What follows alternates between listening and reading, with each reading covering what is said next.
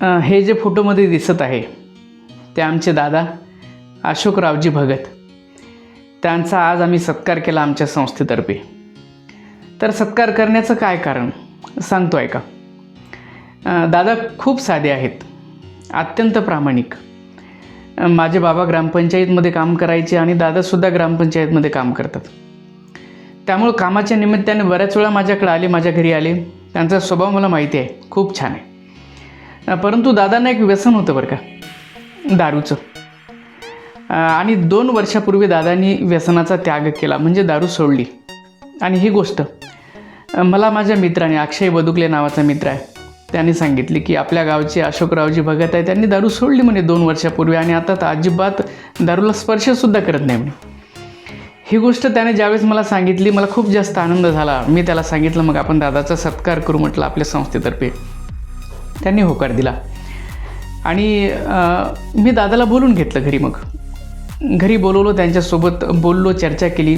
तर दादा मला सांगत होते की ज्यावेळेस ते व्यसन करत होते त्यावेळेसचं त्यांचं जीवन कशा पद्धतीचं होतं आणि व्यसन सोडल्यानंतरचं जीवन कशा पद्धतीचं आहे, त्याच्यामध्ये काय बदल झाला, त्यांचे अनुभव दादा सांगत होते की मी ज्यावेळेस व्यसन करत होतो त्यावेळेस मला खूप जास्त त्रास होत होता. मी भरपूर पैसा कमवायचो, ग्रामपंचायतचं काम करत होतो, लोकांचे काम करत होतो, पैसा भरपूर कमवत होतो, परंतु खिशात काही शिल्लक राहत नव्हतं. सगळा पैसा दारूमध्ये निघून जायचा.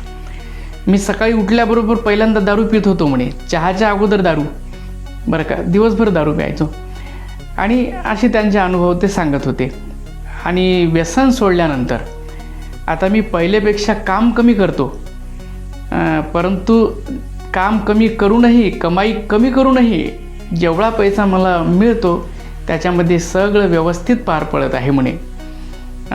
पैसाही शिल्लक राहतो, कारण आता मला व्यसन नाही. आणि फक्त दारू सोडली असं नाही बरं, गुटखा नाही, तंबाखू नाही, खर्रा नाही, कुठल्याच प्रकारचं व्यसन 2 वर्षापासून दादांना नाही आहे.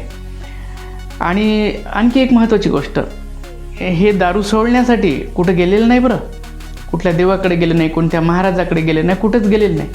फक्त एक निश्चय केला, मनाला थोडा आवर घातला आणि मनानेच सोडून दिलं बरं काही सगळं. याच्यावरून आपल्या लक्षात येईल की कुठेही जायची काही गरज पडत नाही. आपण जर मनाचा निश्चय केला तर आपणही व्यसनाचा त्याग करू शकतो. आणि दादा सांगत होते की मी लोकांना आता सांगतो म्हणे की नका पिऊ दारू, काही पडलेलं नाही त्याच्यामध्ये, पण लोक ऐकत नाही. मी नेहमी सांगत असतो, ऐकत नाहीत बरं का, परंतु ऐका, कारण त्यांनी अनुभव घेतलेला आहे. व्यसन करत असतानाची परिस्थिती, व्यसन सोडल्यानंतरची परिस्थिती, त्याच्यामध्ये किती बदल झाला ते अनुभव सांगत आहे.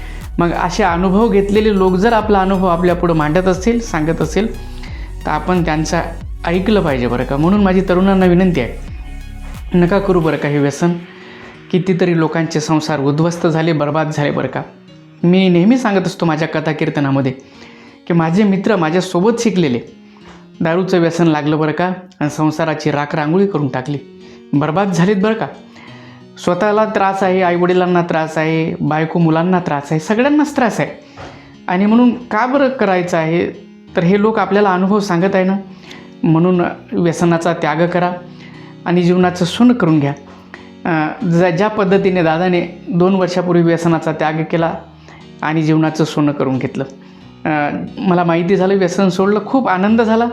आणि मग माझे मित्र आहेत, अक्षय, प्रदीप आहे, अंकुश आहे, हे 2-3 लोक आले आणि आम्ही 2-3 मिळून दादांचा सत्कार केला. दादासुद्धा आले बरं का, आणि आमच्या सत्काराचा त्यांनी स्वीकार केला. दादांचे खूप खूप आभार. आणि पुन्हा एकदा सगळ्या तरुणांना विनंती आहे की तुम्हीसुद्धा व्यसनाचा त्याग करा. धन्यवाद.